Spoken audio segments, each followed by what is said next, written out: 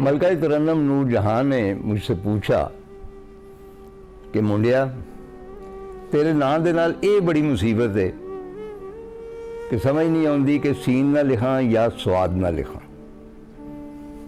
तो मैंने जवाब दिया था कि मैडम तुसी मेरा नाम लिखो तो सही, भावें सीन ना लिखो भावें स्वाद ना लिखो, सानू स्वाद आ जाएगा। मैडम बहुत बज़वसाई थी, फ़िक्रा परख सकती थी और बहुत कमाल का फ़िक्रा कहती थी।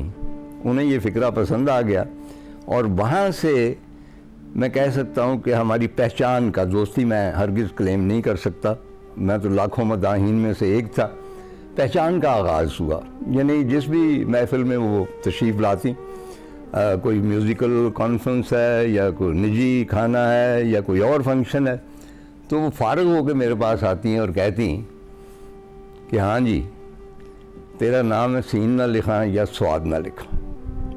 ख़वातीन और हज़रात, नूर जहाँ सरूर जहाँ जिसने मशहूर किया, हमें मखमूर किया अपने गीतों से, हमारी ज़िंदगी का एक हिस्सा रही है। मैं कभी कभी सोचता हूँ कि कम से कम मेरे साथ ऐसा है कि अगर नूर जहाँ ना होती, उनके गीत ना होते तो मेरी ज़िंदगी कितनी बेकैफ होती। नूर जहाँ ने शरीक हुई वो हमारे दुख में, दर्द में, यहाँ तक कि मौत में भी। जब हमें दुख होता तो वो कहती कि डंग प्यार दा सीने से खा के, हंजू अखियां विच लुका के, चुप रहिए किसी नू सुनाइए ना। और जब हम प्यासे होते तो वो कहती रिम जिम पड़ी फुहार, तेरा मेरा नित का प्यार।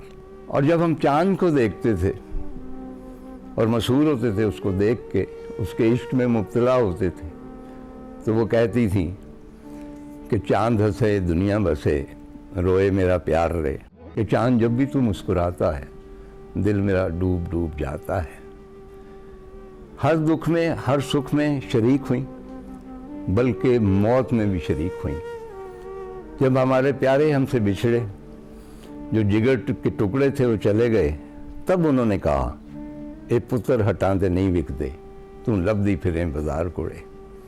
ख़वातीन और हज़रात, मैं जब इस प्रोग्राम की तैयारी कर रहा था, मेरे जहन में कभी भी ये नहीं होता कि कोई भी जो मौजू मैं यहाँ पे छेड़ता हूँ वो कितने एपिसोड चलेगा। ये मौजू पे डिपेंड करता है। और नूरजहाँ का मौजू ऐसा है कि मैं 13-14 एपिसोड कर सकता हूँ, क्योंकि हुआ ये कि मैंने अपने फेवरेट जो असरअंदाज हुए मेरी ज़िंदगी पे और मेरे हवास पे और मेरे सेंटिमेंट्स पे और मेरी मोहब्बतों पे और दुखों पे और उदासियों पे जितने गीत असरअंदाज हुए, उनकी जब मैं फहरिस्त तैयार की तो 60 के करीब बन गए। यानी ना करते हुए भी, क्योंकि वो कहते हैं कि नूरजहाँ से किसी ने पूछा कि भाई मैडम आपने ज़िंदगी में कितने इश्क किए हैं, तो मजाक से उन्होंने कहा कि ना कर दिया भी बहुत ज़्यादा हो जाते। तो उनके गाने भी ना करते हुए बहुत ज़्यादा हो गए। तो अब वो आलम में इंतखाब थी, लेकिन उनका इंतखाब कौन करे, ये बहुत मुश्किल है। और मैं महसूस कर रहा हूँ कि इस वक्त जब मैं इंतखाब करना चाहता हूँ तो मेरी हालत उस लेबनीज़ की तरह है जो मेरे साथ टैक्सी में बैठा था। 75 की बात है, मैं बेरूत में था, सिविल वार शुरू हो चुकी थी थोड़ी बहुत। तो जहाँ मैं होटल रहता था, मारदुल कबीर होटल का नाम था, वहाँ से हमरा तक, हमरा उसकी जो आप समझ लें कि भाई मोस्ट पॉश एरिया जो है बेरूत का हमरा कहलाता है, तो वहाँ तक टैक्सियाँ चलती थी मुश्तरका, यानी 4-5 सवारियाँ बैठ गई तो टैक्सी चल दी। अब वो टैक्सी में बैठा हूँ, मेरे साथ एक साहब आए हैं और टैक्सी में हस्बे मामूल उम्मे कलसूम की आवाज़ गूंज रही, क्योंकि जब आप अरब वर्ल्ड में दाखिल होते थे तो एक कोने से लेकर दूसरे कोने तक, सीरिया से लेकर उर्दन तक, इजिप्ट तक, कहीं भी आप चले जाएं, उम्मे कलसूम की आवाज़ हर गली की नुक्कड़ से, हर रेडियो से, हर दुकान से आ रही होती थी। और ये बहुत मुमकिन होता था कि आप कोई उसका नगमा सुने और सफ़र करते जाएं और सुनते चले जाएं। चुनांचे ये साहब जो बैठे हुए थे, जब वो उम्मे कलसूम का गाना शुरू हुआ तो वो मुराकबे में चले गए, सफ़र शुरू हो गया और बिल आखिर हम हमरा पहुँच गए, सारी सवारियाँ उतर गईं। तो ड्राइवर ने उन साहब से कहा, अच्छा ये साहब ना ऊपर नहीं देख रहे थे, कभी कभार वल्लाह कह के फिर मुराकबे में चले जा या मरहबा कह देते। तो जब हम वहाँ पहुँचे तो सारी सवारियाँ उतर गई, तो उन्होंने उन साहब से कहा, टैक्सी ड्राइवर ने, कि जनाब मंजिल आ गई, उतरिए। कहने लगे ये क्या कह रहे हो, उम्मे कुलसूम गा रही हो और मैं गाड़ी से उतर जाऊँ, उसका गाना कंप्लीट ना सुनूं, मुझे वापस ले चलो। नूरजहां के साथ भी ऐसा ही था। ये जितने गाने मैंने आपकी बताया, 50-60 गाने थे नाना करते हुए भी, वो ऐसे ही थे कि जब भी मैंने सुना उन्हें मुकम्मल सुना, हर चीज़ छोड़ दी, अपनी मंजिल भूल गया, उनको सुनता रहा। तो चलिए कोशिश करते हैं, और मैं आगाज़ करता हूँ उस म्यूज़िकल कॉन्फ्रेंस से जो कि दरअसल म्यूज़िक की हिस्ट्री को नरेट करने के लिए बॉम्बे में हुई थी। उसमें सारे पुराने लोग आए, बेशतर तो रुखसत हो चुके थे, मसलन नेतन मुकेश आया, मुकेश का बेटा, लेकिन वहाँ पे जुबैदा भी थी, सफ़ेद बालों वाली थी, मुझे अब तक याद है, बाद में पाकिस्तान आ गई थी। उन्होंने पहला गाना गाया था, यानी टॉकी फिल्म का। तो वो उन्होंने गाना तो नहीं गाया, लेकिन उनकी मौजूदगी बहरहाल बहुत अहम थी। और स्टेज पे आप देखें कि इस किस्म का स्टेज कभी सज सकता है किसी म्यूज़िक कॉन्फ्रेंस के लिए, कि नौशाद साहब का ऑर्केस्ट्रा था, he was conducting the orchestra, और शबाना आज़मी और दलीप कुमार ये मेज़बान थे उसके। तो नूरजहां स्पेशली उस प्रोग्राम में शरीक होने के लिए हिंदुस्तान गई थी। तो जब वो स्टेज पर आई तो जो उनका इस्तकबाल वो तो हुआ, मतलब है कि यूँ समझिए कि चिरागों में रोशनी ना हो रही, वो उनका जो लिबास था, उनकी चमक दमक थी, आंखों को खीरा करती थी। जाते ही उन्होंने जफ़ा मार लिया दलीप कुमार को कि आए यूसुफ कहाँ रहे इतने दिन। दलीप साहब ज़रा शर्मीले वाक़या हुए थे। तो बहरहाल उन्होंने ये कहा कि मैडम आप जितने दिन के बाद आई हैं उतने ही दिन आपने आपका इंतज़ार किया है। और फिर ये भी कहा गया कि जैसे इस कायनात में एक ही चांद है, एक ही सूरज है, इस तरह एक ही नूरजहां है। और उन्होंने आगाज़ कहाँ से किया, आवाज़ कहाँ किसको दी, आवाज़ दे कहाँ है। गज़ब किया तेरे वादे पे एतबार किया, लेकिन आप इंतज़ार कीजिए। इंतज़ार ख़त्म हुआ। आपने देखा कि आवाज़ का जादू, कि जब उन्होंने सदा लगाई आवाज़ दे कहाँ है, तो यूँ महसूस होता था कि उस हाल के जो पर्दे हैं वो लर्ज़ने लगे, और यकीन नहीं आता था कि उस उम्र में भी मैडम की आवाज़ इतनी बुलंदियों तक छू सकती है। और जाहिर है कि वो सुर में रहती है, वो बेसुरी तो कभी हुई नहीं, ये तो इमेजिन ही नहीं कर सकते। और इस गाने की पोइट्री जो है वो मुझे बड़ा फैसिनेट करती है। क्या रात जा रही है यूं जैसे चांदनी की बारात जा रही है। इसमें ये देखिएगा कि अगर इसको प्लेन गाया जाए यूं जैसे चांदनी, तो ये गिरता है थोड़ा सा वजन से, और मैडम ने उसको यूं किया कहा है और उसके साथ वो बराबर हो गया। और चलने को अब फलक से तारों का कारवां है। अच्छा, ये गाना गाया उन्होंने, उसके अलावा उससे पहले उन्होंने मुझसे पहली सी मोहब्बत ना मांग, वो, और उसके बाद उन्होंने गाया काला शाह काला, साडा काला है दिलदार तो गोरियां नूं परां करो। मैं हमेशा ये कहता हूँ कि ये एफ्रो जो आज़ादी की तहरीक है ब्लैक्स की, वो अवलीन गाना जो है वो नूरजहां ने गाया, जिसमें उन्होंने कहा कि काला शाह काला, साडा काला है दिलदार। वो दिलदार बट्टी समझता था कि मेरे बारे में, लेकिन उसके बारे में नहीं था, और गोरियां नूं परां करो। उसके बाद उन्होंने गाया सनम नहर वाले पुल ते बुला के।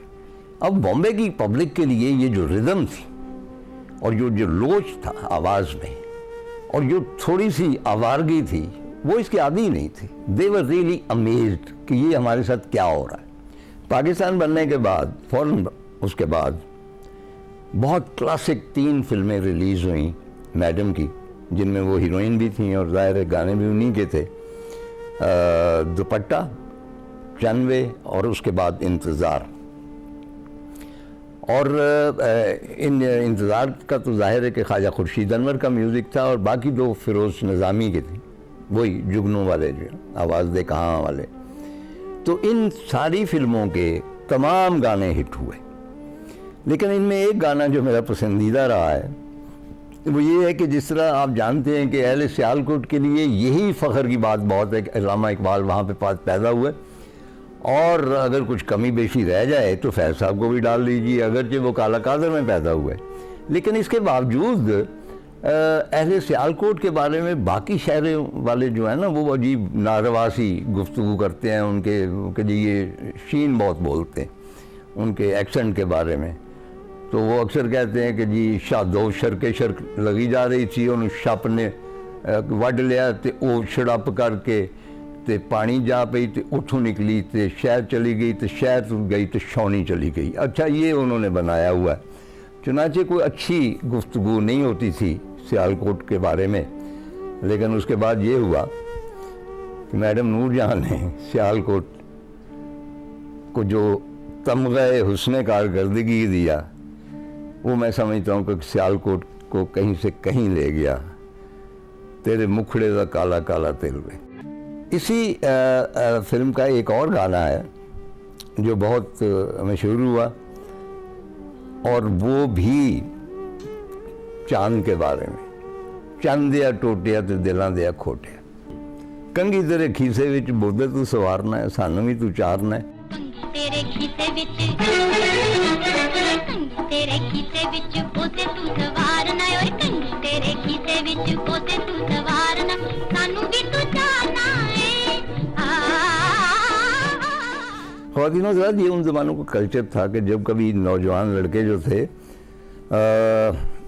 किसी शक्ल को देखते थे तो फौरी तौर पर जेब में से कंघी निकाल के ना यूं करके हीरो बनने की कोशिश करते थे। तो ये डिपिक्शन है उस ज़माने के इश्क की। अच्छा, हमें बहुत शौक़ था उन ज़मानों में नूरजहां को देखने का कहीं। आजकल आप इमेजिन नहीं कर सकते कि उन ज़माने में जो सेलिब्रिटीज़ थी वो बिल्कुल अलूही चीज़ें थी, आसमानों पे रहती थी। आम पब्लिक उनको देख भी नहीं सकती थी क्योंकि टेलीविज़न नहीं था, सोशल मीडिया नहीं था, सिवाय फिल्मों के और कहीं नहीं देखी जा सकती। तो हमारी बड़ी ख्वाहिश थी कि नूरजहां को देखा जाए। मुझे अब तक याद है कि नारकली में एक दफ़ा गए तो 2-3 एकदम दुकानें 2-4 बंद हो गई। हमने कहा कि क्या हुआ? कहने लगे जी हुस्ना आई हुई है बुर्का पहन के। वो उस ज़माने की बड़ी फेमस एक्ट्रेस थी। तो ये बहुत नायाब लोग हुआ करते थे। तो हमारी भी ख्वाहिश थी कि नूरजहां को देखें टेलीविज़न पे। 65 में टेलीविज़न लॉन्च हुआ। 67 में मैंने अपना पहला प्ले किया पुरानी बातें, 122 रुपये उसका चेक मिला। तो उन्हीं ज़मानों में कमर आफ्ताब अहमद जो बहुत फेमस प्रोड्यूसर बाद में ड्रामे के भी रहे, बल्कि एक ख़ास स्कूल था उनका, तो उन दिनों वो कर रहे थे म्यूज़िक का प्रोग्राम। तो मैंने एक दिन कहा, कमर यार बहुत जी चाहता है कि टीवी पे नूरजहां को देखा जाए। कहने लगा यार तारड़ बात ये है कि वो काबू नहीं आती। मैंने कहा किस तरह? कहने लगा कि हमने मलका मौसीकी रोशन आरा बेगम का एक प्रोग्राम रिकॉर्ड किया और उनको हमने 1500 रुपये दिए। माइंड यू कि 1500 बहुत बड़ी रकम, खतीर रकम होती थी। जैसा कि मैंने अर्ज़ किया कि पहले ड्रामे पे 122 रुपये मुझे चेक मिला था 67 में, और उससे हमने 5 स्टार होटल में 2 लोगों ने खाना भी खाया और उसके बाद 2 शर्टें भी ली, फिर भी पैसे बच गए, यानी इतनी रकम थी। तो कहने लगे हमने उनको 1500 रुपये दिया मलका मौसीकी रोशन आरा बेगम को, और वो ले के कॉन्ट्रैक्ट उनका मैं गया नूरजहां के पास। मेरा ख्याल था कि मेरे पास एक ऐसा तीर है जो बिल्कुल निशाने पे बैठेगा। तो मैंने जाके बैठे, चाय पानी के बाद मैंने कहा मैडम आप ये बताएं कि गायकी में मलका मौसीकी रोशन आरा बेगम जो हैं, क्या आप उनसे बेहतर हैं? तो मैडम फ़ौरन सोफे से उठ के नीचे बैठ गई। कहने लगी कमर साहब ये क्या आपने बात की? वो तो बहुत बड़े लोग हैं, हम तो उनसे सीखते हैं। ये अच्छा नहीं किया आपने ये बात करके, क्योंकि बहुत एहतराम करती थी जो जिनसे सीखती थी। या ये वाकई बड़े लोग थे ना, रोशन आरा बेगम या उस्ताद बड़े गुलाम अली खान। तो ये आइंदा बात मत कीजिएगा। मैंने कहने लगा, कमर कहने लगा मैंने फ़ौरन कॉन्ट्रैक्ट निकाला। मैंने कहा ये देखिए मलका मौसीकी रोशन आरा बेगम का हमने प्रोग्राम किया है, उनको 1500 रुपये दिए हैं और हम आपको भी 1500 रुपये देंगे, ये इस कॉन्ट्रैक्ट पे साइन कीजिए। कहने लगे नूरजहां ने वो पेन लिया, साइन करने लगी तो थोड़ी सी झिझक के बाद कहने लगी कमर जी ये पैसे तो हो गए गायकी दे, ते आधे पैसे कितने ने? वो दरअसल रोशन आरा बेगम ज़रा सोबर शक्ल की थी और नूरजहां को अगर अपने हुस्न पे जोम था तो सही था, लेकिन ये था कि उसके बाद मतलब कमर साहब को दोबारा वहाँ जाने की हिम्मत नहीं हुई। ये 2-4 लम्हों की जुदाई तो कोई बात नहीं, कट ही गई जुदाई भी। फिर नूरजहां की ज़िंदगी में एक ऐसा लम्हा आया जबकि उनकी आवाज़ वाकई जोबन पे आ गई। वो निखर गई और निखरती चली गई, और उस निखार को निखारने वाला कौन था? ख्वाजा खुर्शीद अनवर, जिन्हें मेरा तो महदूद इल्म है मौसीकी के बारे में, लेकिन 3-4 जो बहुत जाइंट मौसीकार हैं, पढ़े लिखे भी और सोच समझ रखने वाले भी और फ़लसफ़ी भी। आपको पता फ़लसफ़ा में उन्होंने किया था MA पंजाब यूनिवर्सिटी से, बहुत पढ़े लिखे थे। तो उन्होंने कदम रखा और इंतज़ार फिल्म की मौसीकी दी और वो इंतखाब किया नूरजहां का। और मैं समझता हूँ कि अगर उन्होंने उसका इंतखाब किया तो नूरजहां ने भी उन्हें गाकर ये साबित कर दिया कि मेरे अलावा आप किसी और को मुंतखब नहीं कर सकते थे। इस फिल्म के सारे गाने ही, जैसा कि मैं अर्ज़ कर चुका हूँ कि यहाँ दिखाए नहीं जा सकते, उनकी झलकियाँ भी, लेकिन मेरे दिल के जो बहुत करीब है वो है चांद हंसे दुनिया बसे रोए मेरा प्यार रहे। मैं समझता हूँ कि मैं खुद बहुत खुशबख्त हूँ इस मामले में कि नूरजहां के साथ बहुत सारी मेरी यादें वाबस्ता हैं और बिखरी हुई यादें हैं। जैसा कि मैंने अर्ज़ किया कि मेरी ऐसी कुर्बत तो ना थी, लेकिन दर्जनों जगह मुलाकात होती रहती थी। तो पहली मुलाकात को मैं याद करता हूँ 1991 मेरा ख्याल है। मुझे प्रेसिडेंशियल अवार्ड जो होता है प्राइड ऑफ परफॉर्मेंस वो मिला, और उन दिनों ज़रा कम मिलते थे। और हैरत की बात यह है कि मुझे लिटरेचर पे नहीं मिला था, वो मुझे और तारिक अजीज़ को PTV की हिस्ट्री में पहली मरतबा कंपेयरिंग पे प्राइड ऑफ परफॉर्मेंस मिला। चुनांचे मेरा ये बहुत अजीज़ दोस्त है खालिद बशीर तारड़, सीनियर ब्यूरोक्रेट रह चुके हैं।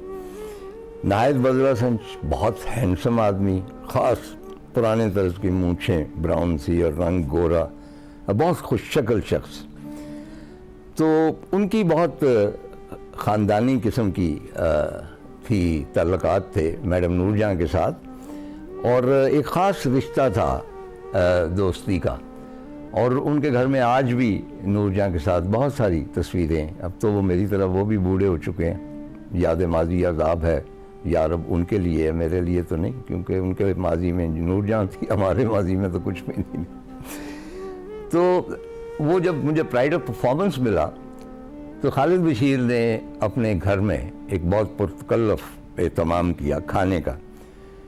और खालिद साहब का खासा ये है कि बेशुमार खुराक वो तैयार करवाते थे और पूरी मेज़ जिस तरह चित्राल में भर देते हैं ना, भर देते थे खाने के साथ। और मैं शिकायत करता था कि जी ये इतना ज़्यादा खुराक आप बनवाते हैं, इतनी वेरिएशन होती, खाया तो नहीं जा सकता, बाकी पड़ा रह जाते।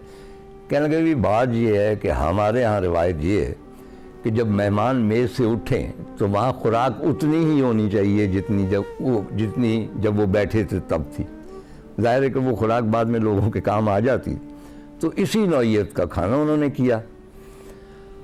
मैं और मेरी बेगम मैमूना वहाँ पे गए, जाहिर है हम दोनों VIPs थे वहाँ पे, मियाँ इजाजुल हसन भी थे और मुझे गेस्ट उनके अपने दोस्त थे। तो वहाँ नूरजहां भी आई। नूरजहां को हमने पहली मर्तबा देखा और हम यकीन कीजिए मियाँ बीवी दंग रह गए। कोई ज़बाइश थी, कोई चमक दमक थी, कोई चाल डाल थी, कोई मतलब है कि एक हम पे जादू कर दिया, ऐसे जैसे कैक्शा चली आ रही है इस तरह वो चली आ रही थी। और यकीन कीजिए कि चिरागों में रोशनी बढ़ जाती थी। उनकी रंगत, मेरी बीवी का कहना है कि मैंने ऐसी रंगत किसी और औरत की नहीं देखी। मैडम में जहाँ ज़ौक़े जमाल था वहाँ ज़ौक़े गुफ्तार भी कमाल का था। जैसा कि मैंने अर्ज़ किया, देखें ना, तकसीम से पहले कैसी कैसी रफ़ाकतें उनकी होंगी, कैसे कैसे पोइट्स और कैसे कैसे बड़े आदमियों के साथ वो उठती बैठती होंगी। तो बहुत शार्प थी चीज़ों के बारे में, और बड़े से बड़ा फ़िक्रेबाज जो था उनको जिच नहीं कर सकता था, उनके पास उससे बेहतर फ़िक्रा होता था।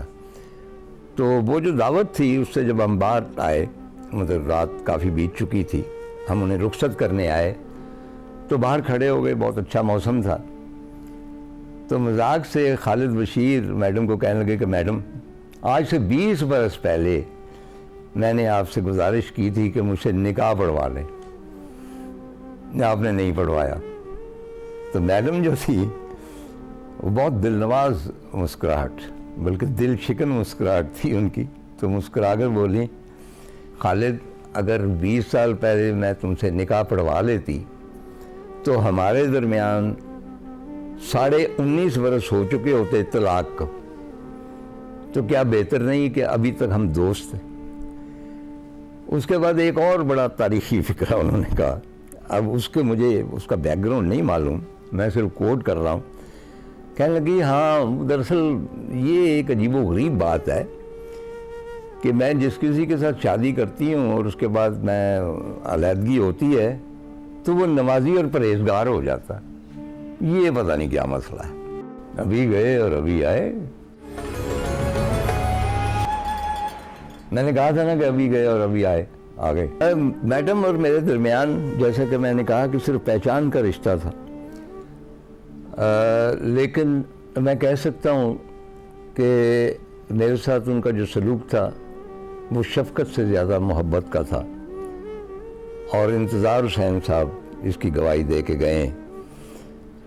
मैं पिछले प्रोग्राम कुछ किए, उनमें मौसीकी का भी तज़किरा रहा, तो शायद आपको याद हो कि मैंने चंद उन गीतों का तज़किरा किया था कि जिन्हें सुनकर मेरे सामने घटाएं उमड़ उमड़ कर आने लगती हैं और मैं बारिश ना होते हुए भी भीग जाता हूँ। यानी उसके सुर की तासीर ऐसी है, उसकी धुन ऐसी है।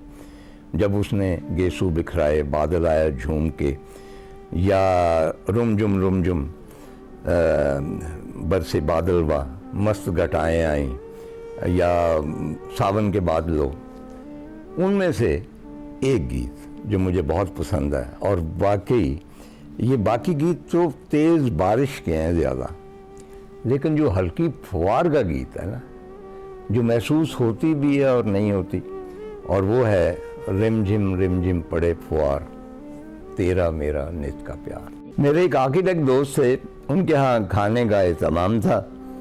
मुझे उन्होंने ख़ास तौर पे बुलाया कि मलका तरन्नुम नूरजहाँ भी तशरीफ़ ला रही हैं। ज़ाहिर है मैं और मेरी बेगम वहाँ पे पहुँचे।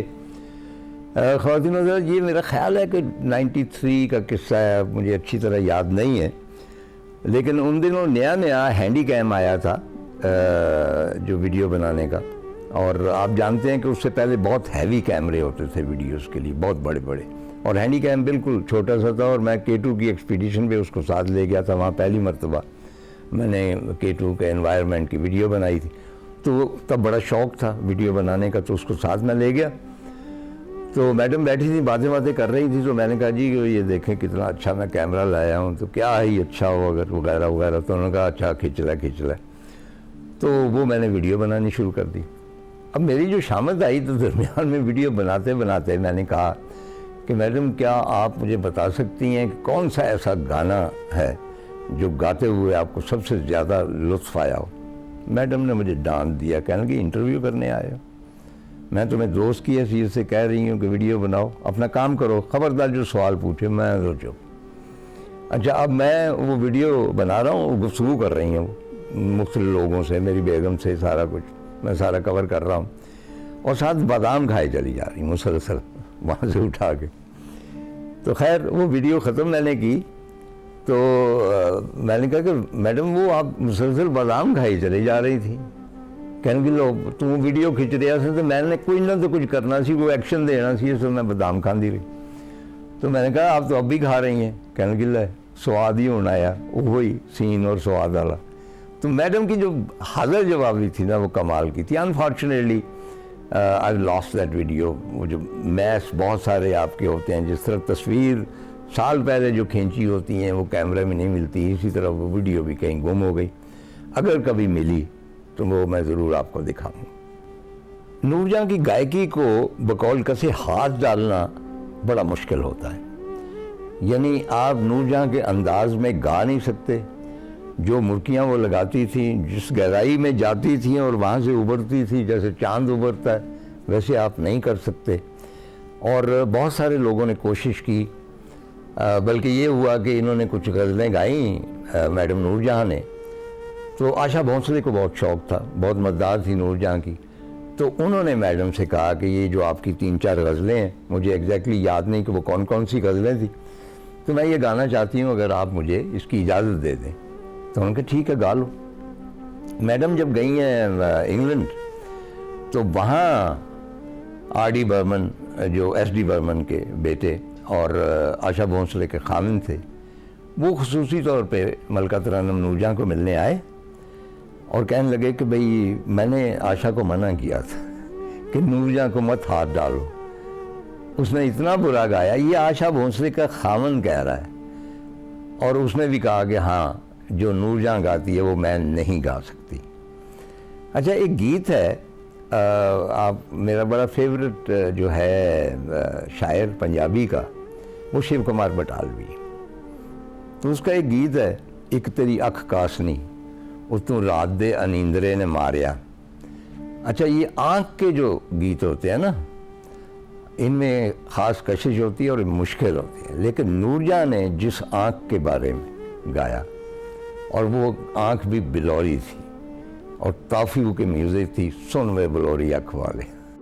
और उसके ऊपर मंटो साहब ने अपने हाथ से लिखा है कि जिक्र उस परिवश का और फिर बयां अपना। अब ये देखिए ना कि परिवश कौन है, नूरजहां, और बयान किसका है, मंटो का। तो 1940 में तकरीबन ये मजमून लिखा गया। सैकल के बाद मैं नूरजहां के गले से मुतासर हुआ। ये देखें कितना बड़ा कॉम्प्लीमेंट है। अच्छा, मैडम जिस दावत में जाती थी, दही से एहतियात करती थी, हमेशा कहती थी कि दही उठा लो, मुझे अच्छा लगता है, मैं खाना नहीं चाहती। मैडम जो हैं वो बहुत दुखी औरत, हम उनको हंसता खेलता देखते हैं, एक सुपरस्टार देखते हैं, एक सेलिब्रिटी देखते हैं, लेकिन अंदर से वो बहुत दुखी हैं और एक औरत है। मुस्तनसिर